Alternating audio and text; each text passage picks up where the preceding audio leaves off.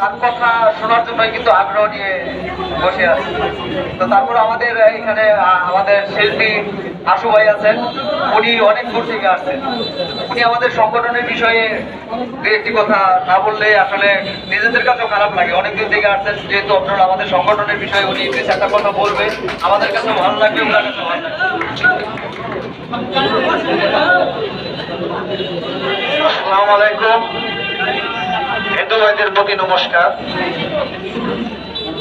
গাজীপুর বেজুক পরিবারের পক্ষ থেকে আজকের যে আলোচনা সভা, মিডিয়া পরিবারের সৌজন্যে আজকে যে আলোচনা সভা, উক্ত সভায় উপস্থিত আছেন সাদিয়া ভিসিডির কর্ণধার আমার শ্রদ্ধাভাজন বড় ভাই হযরত আলী হযরত ভাই, উপস্থিত আছেন সলিড বাংলার কর্ণধার আমার শ্রদ্ধেয় দুলা ভাই, এবং আমার প্রথম অ্যালবামের একটি গানের কমেডি নায়কই বলবো আমি, এবং যার সার্বিক সহযোগিতায় আমি আজকে এই শিল্পী আমার দুলা ভাই শফিকুল ইসলাম, উপস্থিত আছেন আমার সঙ্গীত জগতের আরেকজন গুরু রঘুনাথ দা, উপস্থিত আছেন আমার বড় ভাই শান্ত রাশেদ ভাই সহ আমার কাছে দূরের ভাই ব্রাদার, সবার প্রতি আবারও সালাম এবং হিন্দুদের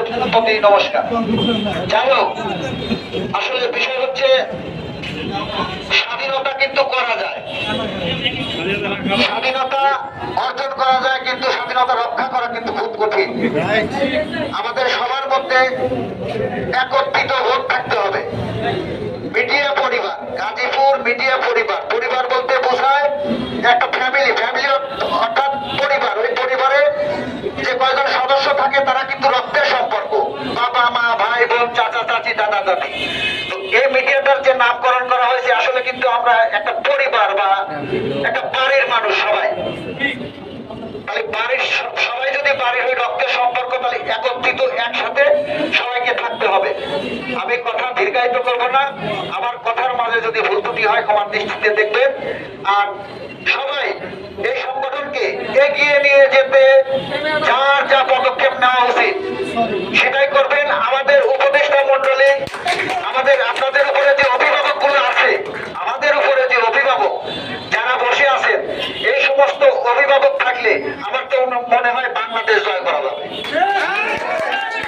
আমি চ্যালেঞ্জ করে বলতে পারি, বাংলাদেশের কোথাও এমন কোনো অভিভাবক আপনারা খুঁজে পাবেন না।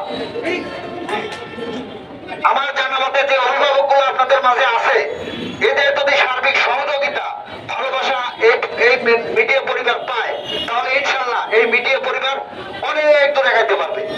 আর সবশেষে মানিককে অসংখ্য ধন্যবাদ জানিয়ে এবং সমস্ত আমন্ত্রিত অতিথিকে আন্তরিক অভিনন্দন শুভেচ্ছা জানিয়ে আমার সংক্ষিপ্ত বক্তব্য শেষ করছি। খোদা হাফেজ। তো এই পর্যায়ে